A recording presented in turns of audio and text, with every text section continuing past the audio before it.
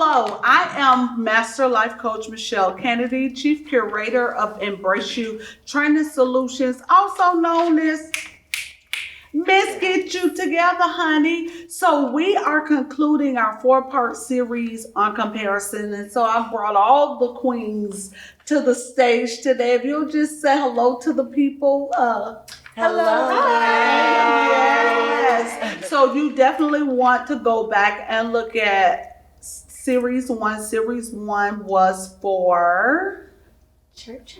Church comparison. Oh, church. Yes. We was talking about church earlier. We was talking about church comparison. Episode 2, we talked about body shaming and body comparison. And then 3, we talked about color comparison. Mm-hmm. So we have tackled some very, very challenging conversation, and you want to go back and watch those episodes. Here we are now. We are going to talk about what the effects of comparison. Jonathan McReynolds has a song that says comparison kills. And so we have been having conversation even in our prep time, thinking about what the effects of comparisons are. So each of the ladies have brought up a word that connected to them in their area of comparison, and we're going to talk about them, and we're just going to go down the road. Tiffany, if you would share with the people I have disheartening. So I put up some definitions, and disheartening is causing someone to lose determination or confidence, discouraging or despairing. Wow. That's good. Yeah. So in your disheartedness, how did that make you feel? Pretty much what the definition said. I didn't feel worthy. I didn't feel beautiful enough. I didn't feel like I wanted to even try most days. So that's pretty much how that made me feel, yes. Very good. Annetta, share with them what your word is. I have inadequate. So I pulled up the definition. It is lacking the quality or the quantity required, insufficient for a purpose. So share with us how you felt being in the comparison, making you feel inadequate. Not feeling satisfied with myself, with everything in all aspects. How you do one thing is how you do all things. Yes. In your word. Yes. So not feeling worthy to do certain things. Not being satisfied. That's just how I can say it. So Alexis, share with us your word. My word was conflicted. The definition is having or showing confused or mutual inconsistent feelings. Wow. So tell us about your conflicted. Well, when we were talking about me being biracial, it's just one of those things where it's like I'm conflicted because I always have to make a choice. When I don't really, but it always feels like there's some conflict and there's some turmoil over like what other people are going to think. Regardless, no matter what I do, there's always going to be conflict with someone. Yeah. Like I can see the feeling of never being enough of anything because you're half of everything. Oh yeah, that's good. We're going to come back to that. Shunell, would you share with us your word? Yes, my word is insignificant. Meaning too small or unimportant to be worth consideration. Wow.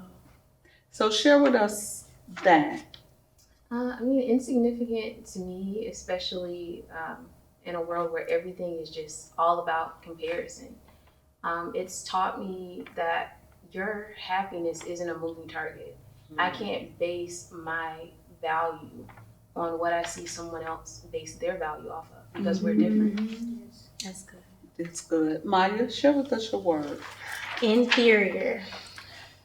Meaning lower in rank, status, or quality. Yeah. I think with me feeling inferior, my family always taught me to be the best.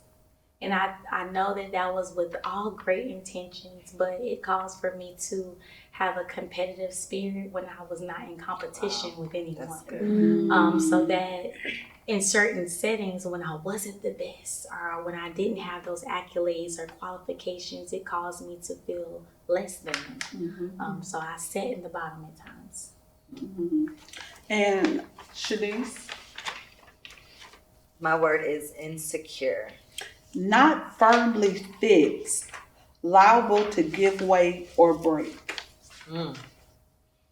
Yeah, so I never really had any, kind of like what you were saying earlier on the other episode. I was always a skinny one in every area. So I would just sit down, or I would look at people and be like, oh, I wish I had them hips. Or I would look at people and be like, why can't I gain weight? Why am I this small? And it even got to points where people thought I had eating habits and things like that. So I just never felt like I could ever stand out in those type of atmospheres and in those type of rooms.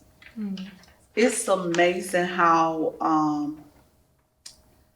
we carry these things and really don't even know until we have to measure it. So me asking you all to put a word to it, that was a way of you measuring how you feel about it. So many of you chose the words, but did you even think about what the definition of the words were? Not at all. And they were all like on point as for what comparison makes you feel like. So to those who suffer from any of these or any other feeling of comparison, knowing that you're someone's answer. Everything God created, He created it to solve a problem. Like, you are the solution. And when we are caught up in being someone or something else, like, we rob ourselves of the opportunity of really being the solution and being enough and being able to be forthright in who we are. Like, there's a level of genius that you flow in when you are being you. Yes. And it gives you the confidence that what I do, nobody else has the ability to do it. Your area of genius is like where your gifting is. It's where you connect. It's where you thrive. It's where you flourish. So you've got to be able to know that what I've been created to do, no one else can. So Tiffney, if you could say something to someone who's having disheartening feelings, what would that be? Love your way through it. Love your way through it. If you don't know what love is, look around you. Look at the air that you get to breathe every morning. Look at when you get to wake up and others don't. Look at the small smiles that you get from around you. So love your way through it. And understand that most likely the person that you are feeling these feelings from had it 10 times worse because they're making you feel these feelings. Wow. Yeah. So understand that just like you're needing help, they need help too. So in that same retrospect, y'all are the same. Y'all are the same. And so finding grace to give that person, finding grace to extend yourself, and understanding what God's grace is for you, and what God defined as love is. So using those aspects to love your way through. I love that. That's good. That's good. Brown skin. Annetta, what would you say to someone who's feeling inadequate? If you're feeling inadequate, I can only steer you to scripture. God says that His grace is sufficient. Yes. So if you cannot, if there's a void that it's a desire to be filled, we cannot please our flesh. It's our flesh. So we have to submit our spirits. And until we submit our flesh, until we submit our flesh, that's when God can come in and do the work. Yes. You know, that's when God can come in and reveal what you need to work on, what you have to, embark on in order for you to get over that hump. Yeah. So yeah. I like it. So Alexis, what would you share with someone who's feeling conflicted? I would say you don't ever have to make a choice, and you don't ever have to be perfect, because God made you imperfect for a reason. He made you the way you are, and there was a vision and there was a reason, and you never have to choose something for somebody else. God will move you to make a choice when you're ready to make a choice. And it's never going to be a choice that other people want you to make. It's going to be a choice He wants you to make. Amen. Oh my God, That's good. It's the so wisdom for me. I so love Wisdom that. for me. my goodness, That's good. Shunell, what would you share with someone who is feeling, what's your word again? Insignificant. That you're valuable. Whether anyone else tells you that or not, you need to know that for yourself for certain. Mm-hmm. And you need to find things that make you feel valuable and not hold your value in what anyone else thinks is valuable. Mm-hmm. Mm-hmm. That's good. That's good. Maya. Oh, it's been so good. But what's ringing true for my life as I overcome this myself is just realizing that I give people too much power. I give people too much power to dictate where I belong in different spaces. And just really knowing that you hold the power. You have the ability to move as you please. And that's the biggest thing that's resonating with me is that you have the power. And don't give it away so easily. Because that's what causes me to feel inferior when I give others power over who I am. And who God says that I am. Yes. So I'm taking my power back. So take your power back. Yes. That's what you take your power back. Come on. Yeah. And Shenice. Yeah, I was kind of like Maya, like, okay, let me see what to say. But I would have to say, I believe that insecurity comes from a sense of needing validation. Like feeling as though I need to be validated by the Facebook likes or validated by the compliments. So I would tell anyone that you don't need to be validated. It starts with here. I think oftentimes we feel as though happiness comes from someone else. Like if my husband not doing this, then I'm not happy. If my mom is not saying these things, I'm not happy. But happiness starts within. So in order to not be insecure, be happy within. Love yourself and understand that no matter if nobody likes that Facebook post, no matter if no one says they like your shape or your frame, as long as you like it, you popping. You popping. Joy. Yes. So I know as we talk, and it's often said, you are so confident.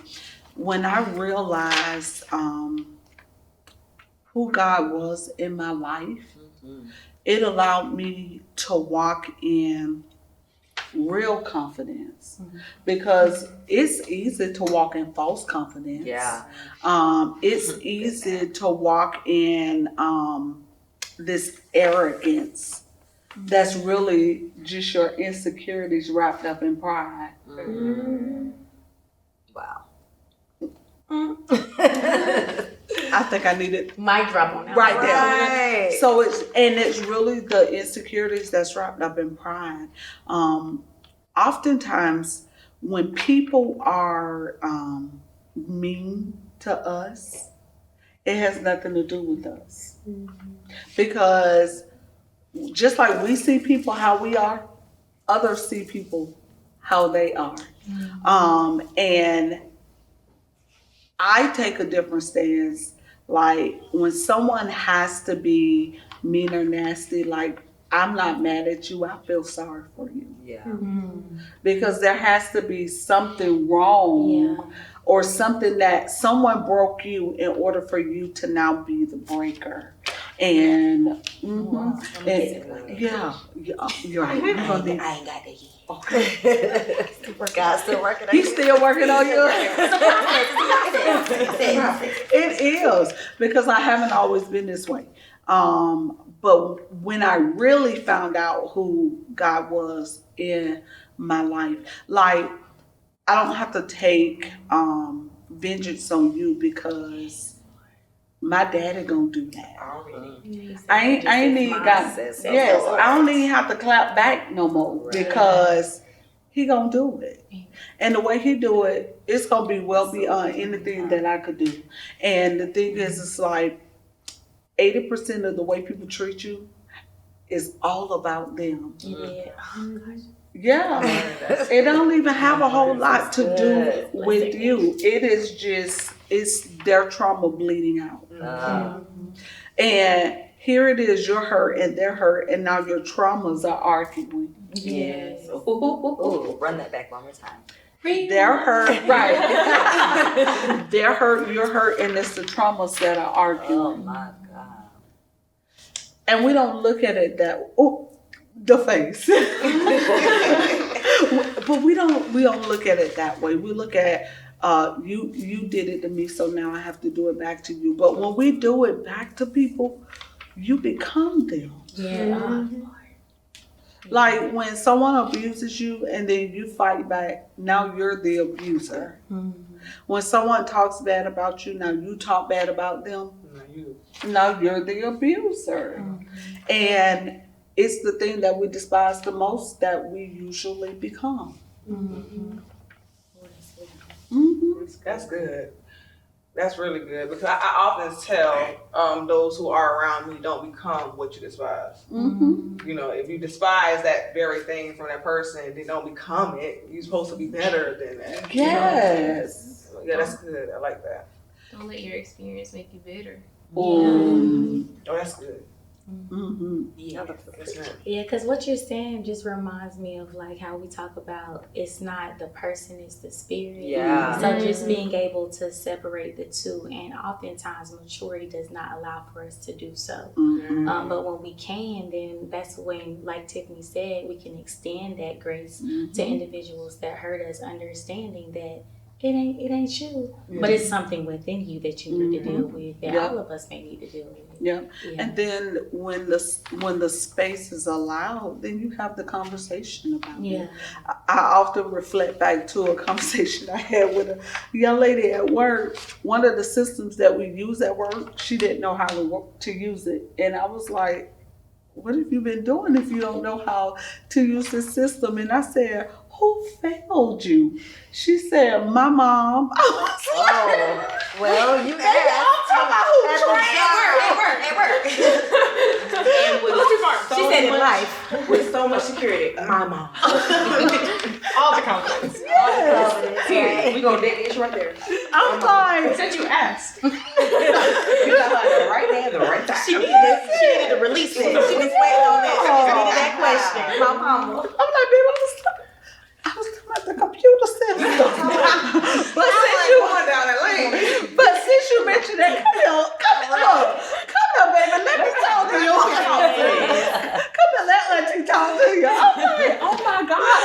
But for that to be the first thing that comes. Yeah. And she just said it like it was water running out the faucet. I think that's really awesome though that she was able to identify that her mama failed her. Because oftentimes we live in these traumas that we've experienced and these words that we went through, it becomes normality. That becomes a part of us. So you don't realize that my mama was jacked up, so I am too. No, it's normal. Like it's normal to argue. It's normal to be insecure. So the fact that she was able to acknowledge that, although it was weird, she can realize that my mama failed me. And I'm really needing help now. But the computer. Come on, baby. Let me talk to you. I'm the system you need. And I'm the answer. Look, and I'm going to show you how to log into this system, right? So you can stop asking me questions.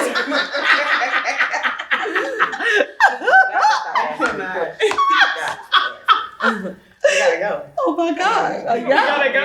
Look, where are you in the hub? This lady used to hug me to death, y'all. But I taught you. Very. She Okay, all right. So, what I would like for us to do in our closing coaching exercise, since these beauties are a part of Embrace You. Yes. Is. Yes. So I want you to hold up your word. I want you to think about something you can do to combat that feeling. And in your commitment to combat that feeling, I want you to tear your sign in half and throw it on the floor. We'll get them up later. So y'all ready? Queens, y'all ready? Yes. It's me that's a little slow, like, repeat that. I'll be the one. You're supposed to just watch what they do. You don't have to start this way. That's gonna resonate with somebody now. It is. Okay, so I want you to hold up your word as you are, and I want you to say how you're gonna combat that feeling, and then I want you to tear it up, throw it on the floor. Got it. All right? And now when you throw it away, you can't go back and get it. Ooh, we came. It's like my heart is beating. It is. Yeah, maybe Because this has become a part of me. Yeah. And it's like it's gotta go. We're breaking up with it. Okay, we breaking Not a up. breakup. Yes. Serious breakup. This a divorce. Yes. Oh, this is. Trespassing. You can't come back. I got all the chills right now. Yeah. You ready, Shunell? Come on. I know, I literally was what they said earlier. I was like, why does everybody else's word start with I but me? She has a D. I know, I said me and Tiffany. I was like, I'm so confused. I was like, I only got hours. I didn't understand the assignment correctly. Okay, go ahead. I will believe God's truth over culture's lie so that I'm no longer insignificant. Amen. I don't need that no more. You don't. Period. You don't. Yes. Oh, I am next. Yeah. I really want to steal Shunell's. I just want to commit to learning who I am in Christ and being confident in the identity that He has given me so that I no longer feel inferior, that I no longer feel like I'm at the bottom. I'm at the top because Yes, I'm at the ma'am. top with my daddy. Yes. Commit to that. We ain't at the bottom no more. Yes. I'm fearfully and wonderfully made. There we go. So I dedicate myself to speak life to myself every day, to be confident within myself, and no longer do I need to feel validated. Yes.